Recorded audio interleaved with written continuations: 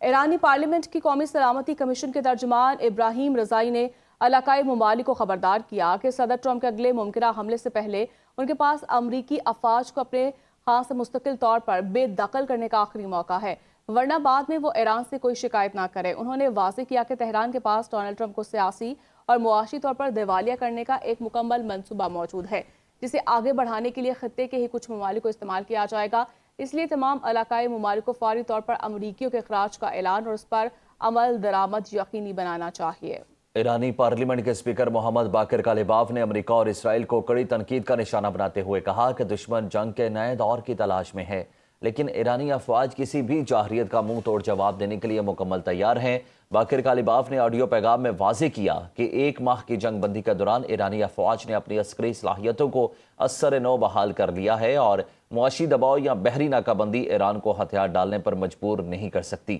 ان کے مطابق امریکی صدر اس وقت اندرونی مہنگائی اور احتجاج کے باعث تذبذب کا شکار ہیں، جہاں ان کے پاس یا تو شکست مان کر جنگ ختم کرنے کا راستہ ہے یا پھر دوبارہ جنگ شروع کرنے کا۔ دوسری جانب امریکی نائب صدر جے ڈی وینس کی کتاب کا حوالہ دیتے ہوئے انہوں نے سوشل میڈیا پر لکھا کہ امریکہ میں ایک بار پھر پرانی صورتحال جنم لے رہی ہے، جہاں واشنگٹن کے جنگی سوداگروں، وال سٹریٹ کے بینکرز اور سرمایہ کاروں کی ہوس سے زر اور جنگی مہم جوئی کا بل وہاں کے غریب اور پسماندہ عوام کو اپنی جان اور مال سے ادا کرنا پڑے گا۔ ایران نے آبنۂ ہرمز پر کنٹرول مزید سخت کرنے کا اعلان کر دیا۔ خلیج فارس اسٹریٹ اتھارٹی کے مطابق آبنۂ ہرمز میں نیا کنٹرولڈ میری ٹائم زون قائم کر دیا گیا، جہاں سے گزرنے والے تمام بحری جہازوں کو پیشگی اجازت لینا ہوگی۔ اعلامیے کے مطابق یہ زون ایران کے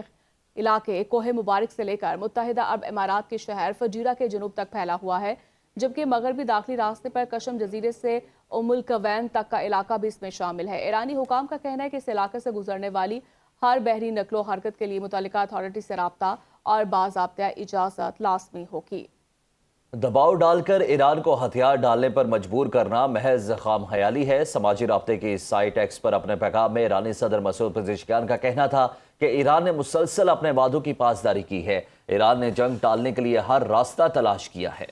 ایرانی صدر نے کہا کہ ایران کی جانب سے تمام راستے اب بھی کھلے ہیں، سفارتکاری میں باہمی احترام جنگ سے زیادہ دانشمندانہ راستہ ہے۔ مسعود پزشکیان نے کہا کہ باہمی احترام پر مبنی سفارتکاری زیادہ محفوظ اور پائیدار ہے۔